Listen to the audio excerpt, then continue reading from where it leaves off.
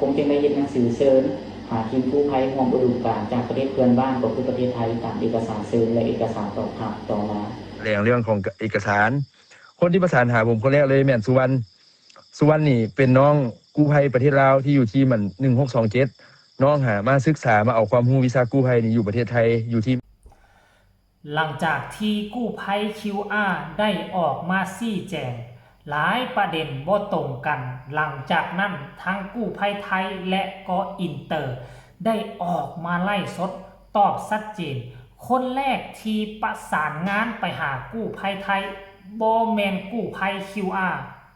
แล้วเอกสารที่กู้ภัย QR ส่งไปตามหลังมันบ่ถูกต้องมันบ่ชัดเจนบ่สามารถเข้ามาทำการกู้ภัยในลาวได้แต่อินเตอร์เป็นคนช่วยเหลือประสานงานต่อจนเฮ็ดให้ได้เอกสารที่ถูกต้องและครบถ้วนและได้รับเครื่องบินก็คืออินเตอร์เป็นจุดเริ่มต้นประสานงานบ่แม่นกู้ภัย QR แต่อย่างใดสบายดี FC แฟนคลับทุกทางกันแล้วกันมาพบมาพ้อกันคลิปนี้เอาสาเดึกๆเดินเพราะว่าข้อมูลข่าวสารมันมาตอนดึกนั่นเองท่านผู้ชมดังที่ทุกคนคงคอยแล้วละกู้ภัย QR เพิ่นก็ได้ออกมาชี้แจงออกมาแถลงการเรียบร้อยแล้วหลังจากมิดไปเกือบเดือนหนึ่งพุ่นน่ะท่านผู้ชม FC แฟนครับมิดไปเฮ็ดหยังก็บ่ฮู้มิดไปเฮ็ดหยังก็บ่ทราบทีแรกก็คิดว่าไปบวชที่จริงแล้วบ่ได้บวชผมยังคือเก่า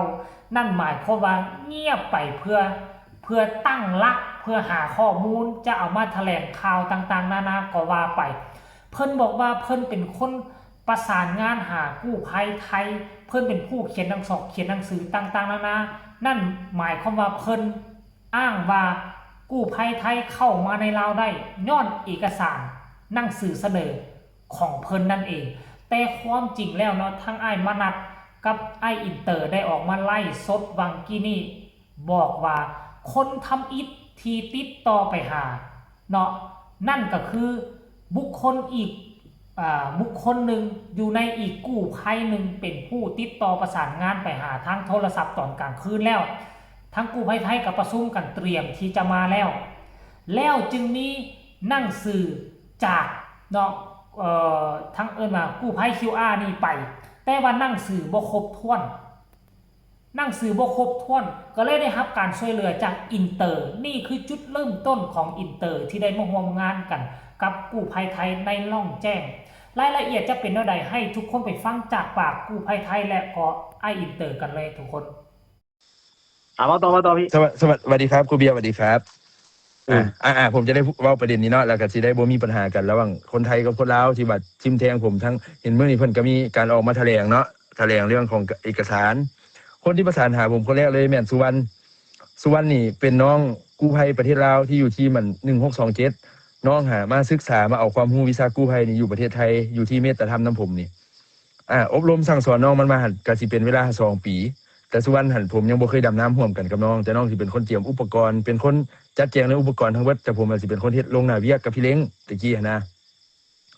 น้องทำมาเรียนรู้อยู่กับอาจารย์กิ่งกาดนี่แหละมาอยู่ฝั่งประเทศไทยนํกัน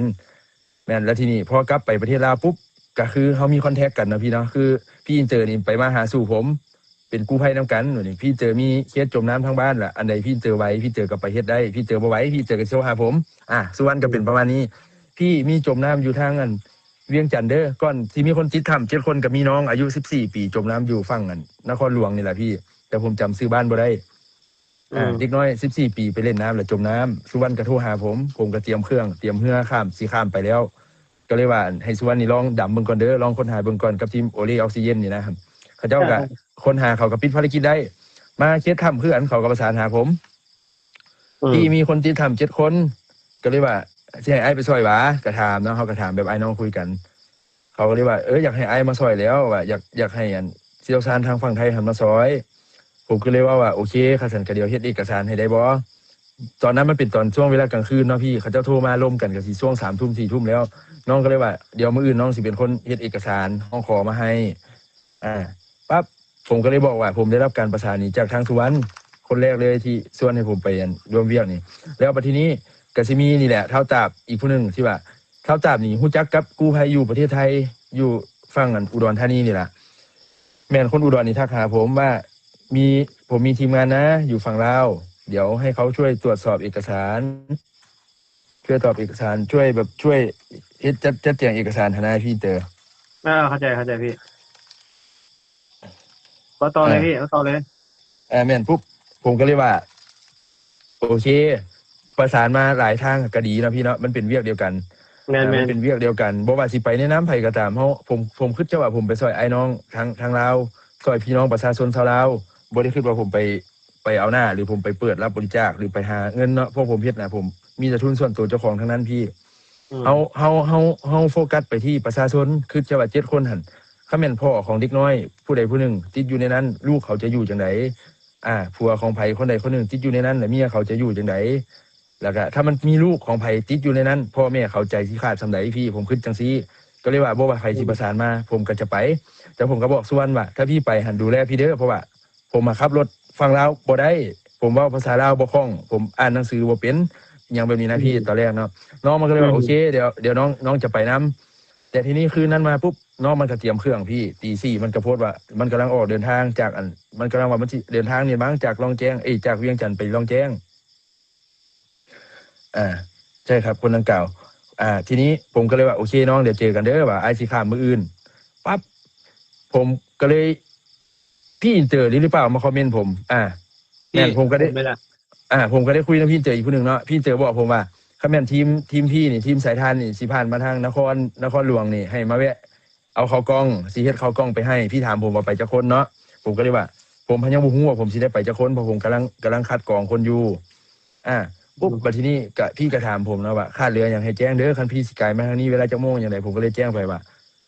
ผมบ่มีรถขนเครื่องกับผมบ่มีรถที่สิใช้ลงสนามเนาะจากนครหลวงไปลองแจ้งเพราะว่าสุวรรณนี่บอกผมว่าพี่รถตู้น่ะไปบ่ได้แน่นอนรถสมาคมจุผมไปให้หมุนแน่นอนบ่ฮอดหน้าเวียกเขาว่าพี่เตอก็เลยว่าผมน่ะมีรถเอารถผมไปได้ไหมเนาะพี่เตอถ่ายรูปรถถ่ายคลิปรถวิดีโอส่งมาว่าเดี๋ยวเอารถผมไปเลยแม่นแต่ว่าผมบ่เคยเจอกับแกผมบ่รู้จักกับแกเท่าอันนี้ฮะผมบ่เคยรู้จักแกมาก่อนแม่นครับผมก็เลยว่าเดี๋ยว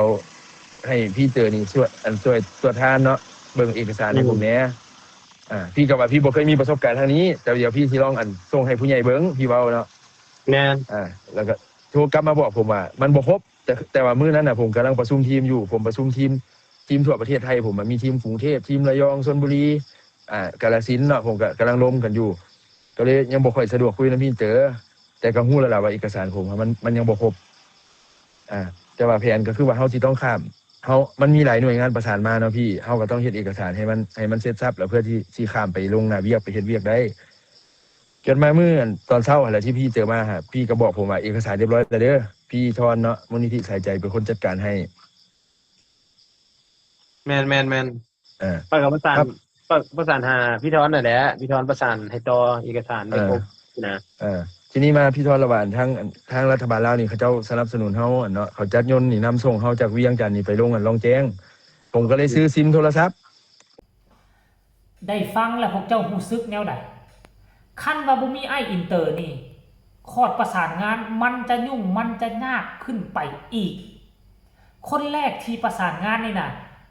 ประสานงานปุ๊บตื่นเช้ามาแล้วก็เดินทางไปล่องแจ้งเลย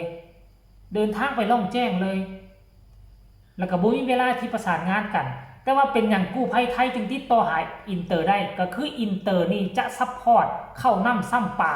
ถ้าหากว่ากู้ภัยไทยมาให้มาแวะที่ห้านเพิ่นจะเฮ็ดเข้ากองส่งไปให้บังเอิญว่าบัดนี้บังเอิญว่ากู้ภัยไทยตกลงที่จะมาเอาเข้ากองน้ำอินเตอร์เนาะแล้วบัดนี้กู้ภัยไทยค่ารถที่จะไปส่งเครื่องแก้เครื่องไปนะอินเตอร์ก็เลยเสนอว่ามีรถอยู่เด้ให้พวกเจ้าใช้รถค่อยไปก็ได้แต่ว่าบัดนี้ข้าเจ้าบ่ลืมที่จะมาขับพวงมาลัยทางฝั่งลาวก็เลยขอห้องอินเตอร์ว่าคันเจ้าวางไปนำกันบ่อินเตอร์ก็เลยไปนำตั้งแต่นั้นมาก็ได้ผูกมิตรสัมพันธ์กันไปนอนไปอยู่ไปกินกู้ภัยกันอยู่ที่หน้าถ้ำเมืองล่องแจ้งอันนี้คือจุดเริ่มต้นเนาะและเรื่องที่ว่าผู้ใดเสนอไปนั่นเนาะตามที่กู้ภัย QR เพิ่นแถลง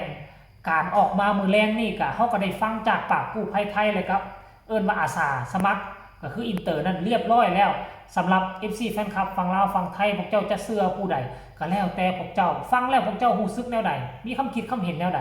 ส่งข่าวมาได้ทางใต้คอมเมนต์มาแลกเปลี่ยนความเห็นกันสำหรับคลิปนี้นอนรับฝันดีก็แล้วกันสวัสดี